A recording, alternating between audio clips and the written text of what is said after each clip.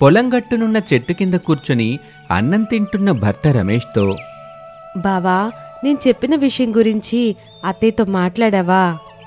ఏంటి, కొండ మీద ఇల్లు కట్టుకుని ఉండటం గురించేనా అనామిక? అవును బావా, ఇది వర్షాకాలం కదా, మనం కొండ మీద ఇల్లు కట్టుకుందామని చెప్పాను కదా. ఆ విషయం గురించి అత్తయ్యతో మాట్లాడమన్నాను కదా. లేదనామిక, వేరే ఇల్లు కట్టుకోవటం నాకు కూడా ఇష్టం లేదని చెప్పాను కదా. అయ్యో బావా, నేను అత్తయ్య వాళ్ళ నుంచి వేరుగా వెళ్ళిపోయి కొండ మీద ఇల్లు కట్టుకుందామని చెప్పడం లేదు. ఇది వర్షాకాలం, మనం 2 కొండల మధ్య చిన్న ఇంట్లో ఉంటున్నాం. గట్టిగా వర్షం పడితే మునిగిపోతామని అమ్మ వాళ్ళకు కూడా తెలుసు కదా అనామిక. అయినా అమ్మ వాళ్ళు దీనికి ఒప్పుకోరు.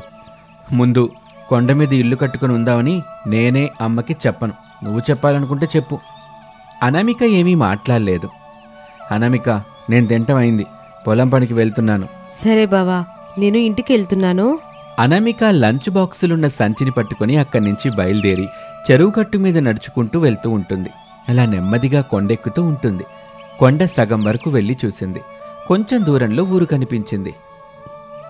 వర్షాలకి భయపడి ఈ కొండ మీద ఇల్లు కడదామని ఎంత చెప్పినా మా ఇంట్లో వాళ్ళు వినట్లేదు. నా ముందు చూపుని అర్థం చేసుకోవట్లేదు.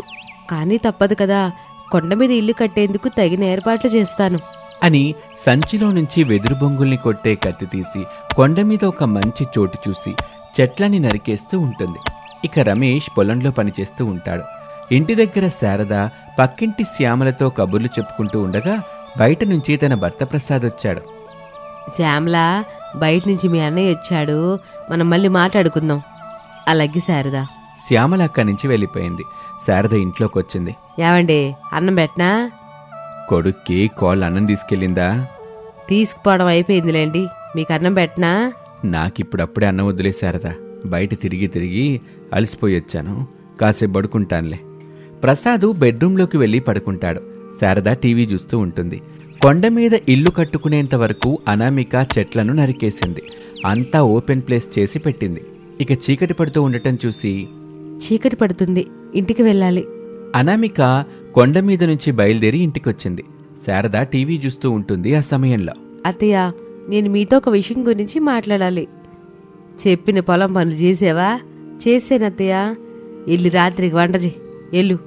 అత్తయ్య, మీతో ఒక మాట మాట్లాడాలి. ఏంటో చెప్పు. అత్తయ్య, మనం కొండ మీద ఇల్లు కట్టుకుందాం. కొండ మీద ఇల్లు కట్టుకోవడం ఏమిటే?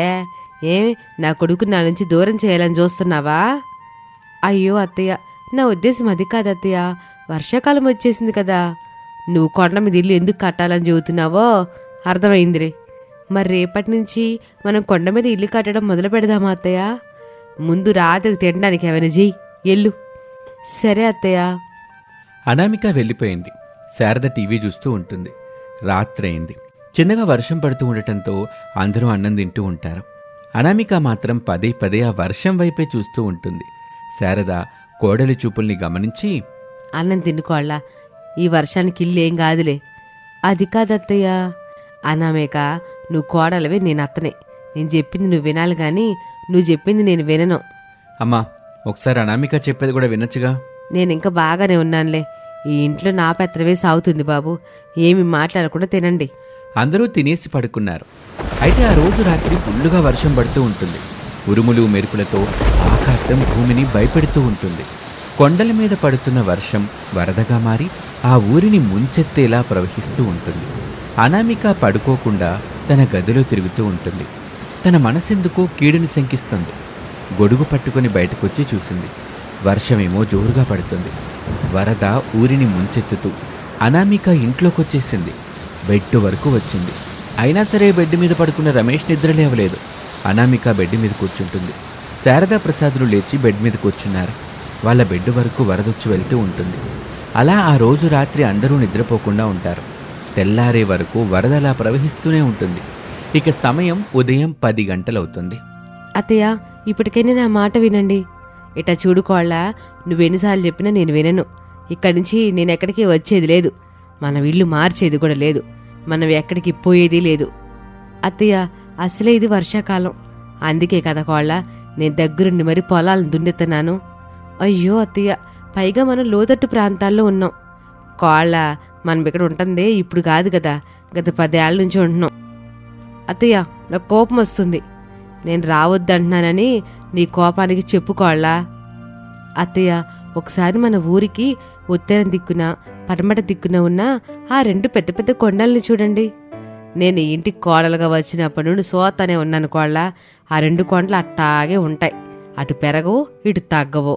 అనామిక తనకి తన్నుకొస్తున్న కోపాన్ని కంట్రోల్ చేసుకుని ఇలా అంటుంది. అత్తయ్య, ఆ కొండల మీద పడే వర్షం నీరు వరదగా మారి మన ఊరితో పాటు మన ఇంటిని కూడా ముంచెత్తుతుంది. రాత్రి మన పరిస్థితి చూశారు కదా కోళ్ళ. ప్రభుత్వం వాళ్ళు రెడ్ అలర్ట్ ప్రకటించగానే మనం ఇక్కడి నుంచి వేరే ఇంటికెళ్ళి వరద వెళ్ళిన తర్వాత తిరిగి మన ఇంటికి వస్తున్నాం కదా. అత్తయ్య, వర్షం ఎప్పుడొస్తుందో తెలీదు, ఎంతసేపు పడుతుందో కూడా తెలీదు. పైగా 2 కొండలున్నాయి. అందరం పడుకున్న తర్వాత భారీ వర్షం పడితే ఆ కొండల మీద పడే వర్షం మొత్తం వరదగా మారి మన కుటుంబాన్ని మింగేస్తుంది. అప్పుడు ఎంత ఏడ్చినా ఏమిటత్తయ్య లాభం? అనామిక అడిగిన ప్రశ్నకి శారద సమాధానం చెప్పలేకపోయింది. పొలం పనులు ముగించుకొని రమేషు ప్రసాదు ఇంటికొచ్చారు. అత్తాకోడలిద్దరినీ చూశారు. మావయ్య, రాత్రి చూశారు కదా, బెడ్ వరకు వరదొచ్చేస్తుంది. మరి ఇంత వర్షం గట్టిగా పడితే మనం పూర్తిగా మునిగిపోయేవాళ్లం కదా. అవును కోల్లా. అందుకే మావయ్య, ఈ వర్షాకాలం పోయేంత వరకు మనం కొండ మీద ఇల్లు కట్టుకుందాం. అత్తయ్యకి మీరైనా చెప్పండి. శారద, కోడలు చెప్పినట్టు చేద్దాంగా. ఈ వర్షాకాలం పోయేంత వరకు మనం కొండ మీద ఇల్లు కట్టుకుని ఉందాం. కావాల్సిన సామాన్లు సర్దిపెట్టండి.